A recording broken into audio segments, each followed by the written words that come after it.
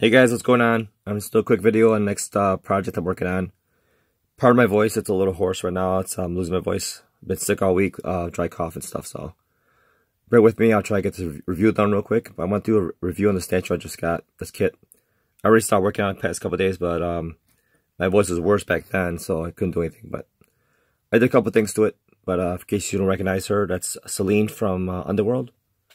It's some parts still on her, just actually, she's not even glued in or anything yet, just set in place. But let me take her off of there real quick, and I'll show you the base, and we'll start with that. Show you what I've been doing. Let me get her off of here. Put her back in here, where she belongs for now. So, let's start with the base first. Check out this base. It's pretty cool. I mean, if you guys followed Selene Underworld, Vampire Werewolf movie, pretty cool base. Her feet go here, and I already put a magnet right here. And a magnet over here, and there's a square brass tube here, if you guys can see it or not. And the base is pretty cool. I mean, it's hollow underneath here, so less weight, but it's pretty solid all around here, so it's cool. As long as you're solid around here, enough support. And I was able to drill through here and still have plenty of meat in there to get magnets in there and so forth. So pretty cool. My voice sounds pretty horrible, doesn't it? But let's get through this real quick. Anyway. So that's the base. Now, let me take her apart a little more. So I can show you what I did here. So she's got magnets under her feet. I might put another magnet here possibly. Or just build up in here on the base itself, which sits better because right now she's through rocks still a little bit. But the magnet's pretty strong to keep it in place. And this key stock right here, glued in. Learned this from a guy on YouTube, Vell Customs. His name is Ficchi. I've been learning all this stuff from him. And he's got one of these statues that he did some work on, and it's pretty cool. He did say on this, there's runs of air right here, crotch area, basically. He put some wrinkles here, because otherwise it just looks like a football. So, I'm going to put some clay here eventually, and once the project starts going, move along, and make some wrinkles. Make like real pants. This line right here wasn't there either. So he put one in for him. Makes it look better, instead of being a solid pair of pants, there's a seam here. So it's pretty cool. But like I said, I magnetized it already. So she sits in the base pretty good. It's like that, and you heard that. It clicks pretty good. So now the torso. Really nice design. The corset's got a lot of nice features on it. The engraving is really cool. I mean, they did a great job. Up here is a zipper, but I'm gonna make that zipper a little more prominent. Make it stick out a little more. And it's pretty much clean. It's a couple spots that need to be cleaned up, but for the most part, I already did do some work on it. But black writing to me on there because I was drilling some holes and modifying it, so I'll make it fit the way I want. Lines back here are there too. It's pretty cool. And yeah, rice. So that goes inside there. Fits pretty well. Back of the head. Now this actually looks like Selene. Look at that. I think Troy McDivitt sculpted this head. I'm not sure about the rest of the statue, so I'm going to wait to find out exactly who did the rest of the statue. But I think he did the head on this one. It's really clean. If you guys follow Underworld, you'll see this is pretty much, he captured it really well. Nice, huh? Yeah, Ficchi did this statue, and I saw this, and I'm like, man, I got to get one of those. And if I get a chance to get one. A little flashing here, a little cleaning up, but nothing major. You know, obviously these statues don't all come perfect. If they did, it wouldn't be fun because it's part of the project, part of the fun modifying it. There's one of the arms with the guns on it. Pretty clean. And it goes right in here. I'm not sure if it's going to stay or not because I kind of cleaned it up where it could just slide in easily, but that might stay. The other one won't stay. Alright, this is the other one. Little hand with the gun. Pretty cool, and it's right over here. And that's not gonna stay because I cleaned it up pretty well where it slides in and out once I get the hole here. Let's see. There you go. Not bad, huh? If I let it go, it'll stay actually. Look at that. So there's something missing that still had to put on. Didn't show you guys. You have to put these off though before they fall off. That's the bottom of her coat, the cloak in the back.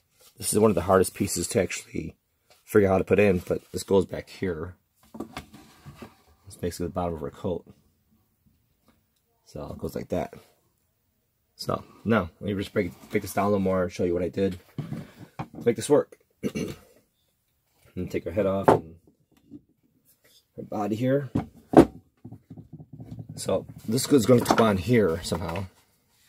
The problem is you got to paint the back, and as you know, it's kind of hard to figure out how you can paint all this. So when I seen one of the guys do, he suggested painting all this first, and then attaching the back part onto there. As you can see, I already started lining things up with the marker lines, and attach that to there, and just paint the outside here. So what I did was, I mean, everybody's got a different method. I just decided to do this. I drilled holes in here. This was a mistake, but it's going to be covered up anyway. And the hole here, and one of these two, I forget which one it is. I think this is right here. Once again, and goofed up. This was another hole for something else. But what I'm going to do is, I got these pins. Let me just set this down. These pins right here. They're remnants of a rivet. When we use rivets at work, I just keep the pieces, use them for pegs, put stuff together. So what I did was, with these holes, once I put this, let me put it on the base so she can stay a little better. Now we're secure. You know, try to turn it around a little bit. You guys can still see her? Yeah, cool. Put this in, and I'm going to, once it gets painted in the back side of the legs and the inside of the coat part, I'm going to take these pegs and basically stick it through here and into the coat. Kind of as a guide of some sort. And I think it's this one here, or it's this one here. There you go. I think one's pretty flush. This has to be cut, but... And then this one will go here. Right around there. So now obviously it's still a little higher, but I still have to cut it, but it came out a little bit here, but I'm going to fill it up with some Aves clay, and it'll be fine. The coat I had to tweak it a little bit, but these kits always come that way. Nothing's perfect. But I mean, it's a great kit, regardless. But I just basically heat it up with a hair dryer and squeeze this together until it lined up with this right here. Fill it in a little bit, and that's it. I mean, if they went together like snap-tie models back in the day, those are boring. You put them together, they're done. This takes a little tweaking, a little modifying, a little ingenuity. So if you don't have the patience, don't do sculptures, don't do models and statues, because you will lose your patience. There's always something that you have to modify and adjust for yourself. And if it's always perfect to put together, it gets boring. You want something a little challenging sometimes. But I mean, that's why I look at it, at least. But that's where the coat's going to go. So it'll be lined up, and I'll just paint the back and seam it all up. And these pins will stay glued in. Kind of for support, you know. I'll put some rough edges on them, so the clay that's inside the hole will grab. It's called Magic Sculpt. It'll grab it better, and that's it. So that's that. Just pull this pin out of here. So that's that part. And then when you put the body on here, it wasn't 100% straight, so I had to kind of tweak it over like this. So once again, to keep it in place, what I did was I put one of these pins right here in the hole. Sand this down back here a little more. And just line up that hole right here. And for the most part, it's in place. It's pretty smooth here, And it'll help me once I glue it so it doesn't shift on its own. It kind of does support.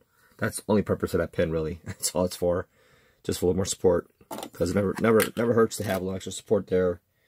And to ensure it's not going to move on you and shift. Because that'd be one of the worst things. You glue something in place and you come back a couple hours later and it's shifted on you. And then you got to break the bond again and start all over. And it's not fun. Been there, done that. I mean, sure, all the guys doing statues will tell you that they've done that. They haven't never done that. They're lying. Because it does happen. Everybody's human. But you learn from that. You learn from your mistakes. So. I think it's about it. That's basically it. Yeah, so I'll add some more to this video afterwards once I get some more stuff done on it. And maybe a little while I'll get some other stuff going on. But I just wanted to get this thing started because I was really excited to get in it. I got it Tuesday night and I started magnetizing it. Here we are Friday night, 2 days later. I'm at this point, so spent a little time on it. And this brass tubing was pretty cool. And with the square brass key stock. Works out good. So, alright guys, that's it for tonight. And I'll add some more to this video and put it all together for you. Thanks. We'll catch up a little bit later on it.